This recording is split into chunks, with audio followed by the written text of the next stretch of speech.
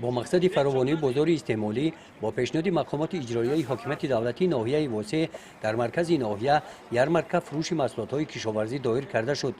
برگزاری چنین چهاربینی در ناحیه منتظم برآ مانده شده این نوبت پیش از روز سعید فیطر راست آمد. طبع متصدیان ابراز نمودند مقصد تشکیل نمودن یارمارک فروش محصولات این پیشگیری بالاترین ارزش محصولات کشاورزی می باشد.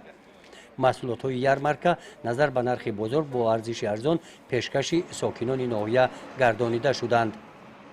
امروز ما به همین یارمارک تشریف آوردیم، چیزهای نقد ارزان گرفتیم و رحمت به حکومت ناحیه همون که رقمخوری کرده یارمارک تشکیل کرده. چندی گرفتیم پیاز؟ 300 سبزی گرفتیم، 400 کارتشکا گرفتیم، پیاز گرفتیم، گوشت 57 سومون گرفتیم، خیلی محصولات نقدی ارزان گرفتیم، آبهای نقد گرفتیم، آبهای نوشاکی. یارمارک فروش محصولات کشاورزی در مرکز ناحیه مدت 2 روز ادامه یافت. همین گونه چهاربینی ها با پیشنهاد مقامات اجرایی حاکمیت دولتی ناحیه در دهات‌های ناحیه نیز به راه مانده شدند. گزارش خواجه نظریف خدای نظر ظهوروف از ناحیه واسه برای برنامه اطلاعاتی نوید.